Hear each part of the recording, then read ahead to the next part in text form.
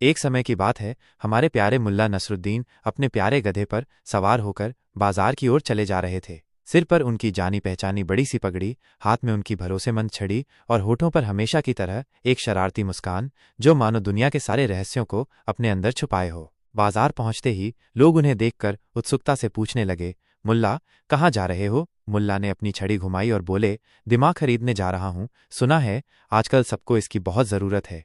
लोग ठहाके लगाकर हंसने लगे। तभी एक पंडित जी, जो अपने ज्ञान का प्रदर्शन करने के लिए हमेशा तैयार रहते थे, बोले, मुल्ला, दिमाग कोई बाजार में बिकता है क्या? मुल्ला ने अपनी आंखें हल्की सी सिकोड़ी और बोले, बिल्कुल, लेकिन तुम्हारे जैसे लोग उसे पहचान नहीं पाते। इस जवाब पर पूरा बाजार ठहाकों से गूंज उठा। मुल्ला ने अपनी बात से ही साबित कर दिया कि असली अक्ल कहाँ होती है। अचानक एक सैनिक हांफता हुआ दौड़ता आया और बोला, मुल्ला, बादशाह सलामत ने आपको बुलाया है।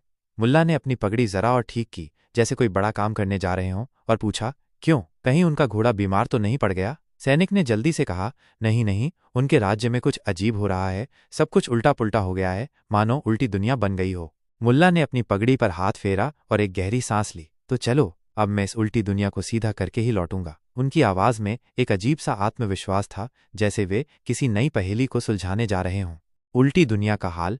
मुल्ला जैसे ही दरबार पहुंचे, उन्होंने जो देखा उस पर उन्हें अपनी आंखों पर विश्वास नहीं हुआ। मंत्रीगण जमीन पर बैठकर घोड़े के सामने घास खा रहे थे और घोड़ा आराम से सिंहासन पर बैठा हुआ था। यह दृश्य इतना हास्यास्पद था कि मुल्ला अपनी हंसी मुश्किल से रोक पाए। बादशाह, जो काफी परेशान दिख रहे थे, बोले, मुल्ला, सब गड़बड़ हो गया है। लोग झूठ को सच मानते हैं और जो सच बोलता है उसे पागल कहते हैं। मुल्ला ने बड़ी मासूमियत से पूछा, तो आप किसे पागल मानते हैं? बादशाह ने तुरंत जवाब दिया, जो हमारी बात नहीं माने। मुल्ला ने अपनी दाढ़ी खुजाई और मुस्कुराते हुए बोले, तो इसका मतलब है कि ये बीमारी ऊपर से फैली है? ये सुनकर बादशाह भी असमंजस में पड़ गए। प्रतियोगिता। राज्य में एक प्रतियोगिता रखी गई, सबसे समझदार कौन। दूर दूर से लोग आए। किसी ने मोटी मोटी किताबों की बातें सुनाई, किसी ने जटिल पहेलियां बुझाईं और किसी ने अपने ज्ञान का प्रदर्शन किया। मुल्ला भी अपनी बारी पर आए। वे अपने साथ एक खाली थैली लाए थे। उन्होंने उस खाली थैली को ऊपर उठाया और बोले, इसमें इस दुनिया की सबसे कीमती चीज है। लोगों ने थैली को गौर से देखा और एक साथ बोले, ये तो खाली है। मुल्ला ने एक गहरी मुस्कान के साथ कहा, तो समझ जाओ, यही हमारी सोच का हाल है, खाली। पूरा दरबार एकदम शांत हो गया। किसी के पास कोई जवाब नहीं था। बादशाह ने तुरंत खड़े होकर तालियां बजाईं। मुल्ला, तुम ही सही हो, तुम्हारी बात में दम है। सच की वापसी। मुल्ला ने राज्य में एक नई घोषणा करवाई, जो सच बोलेगा उसे इनाम मिलेगा और जो झूठ बोलेगा उसे रसोई में काम करने के लिए भेजा जाएगा। यह सुनते ही दरबार में फुसफुसाहट शुरू हो गई।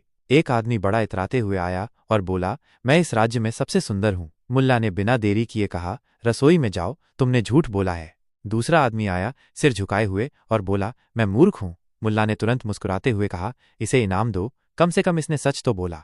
धीरे धीरे लोगों ने सच बोलना शुरू कर दिया। वे समझ गए थे कि झूठ बोलने से कोई फायदा नहीं है, बल्कि रसोई में जाना पड़ सकता है। धीरे धीरे राज्य फिर से सामान्य होने लगा। झूठ का पर्दा हटने लगा और सच की रोशनी फैलने लगी। मुल्ला का इनाम। राज्य में शांति लौट आई थी। बादशाह बहुत प्रसन्न थे। उन्होंने मुल्ला को बुलाया और बोले, मुल्ला, आपने हमारे राज्य को बचा लिया, मांगो। क्या मांगते हो? मुल्ला ने मुस्कुराते हुए कहा, बादशाह सलामत, मुझे बस एक टोपी चाहिए जो हर मूर्ख को पहचान सके। बादशाह थोड़ा हैरान हुए, ऐसी टोपी कहाँ मिलेगी? मुल्ला ने अपनी जानी पहचानी शरारती मुस्कान के साथ कहा, आप अपने सिर पर रख लो, शुरुआत तो यहीं से हुई थी।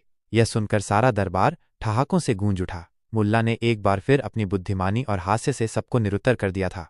मुल्ला नसरुद्दीन की इस कहानी से ये सीख मिलती है कि हास्य और बुद्धिमानी के साथ किसी भी उलझन को सुलझाया जा सकता है। जब दुनिया उल्टी चल रही हो, तब सीधे बोलने वाला सबसे बड़ा विद्वान होता है।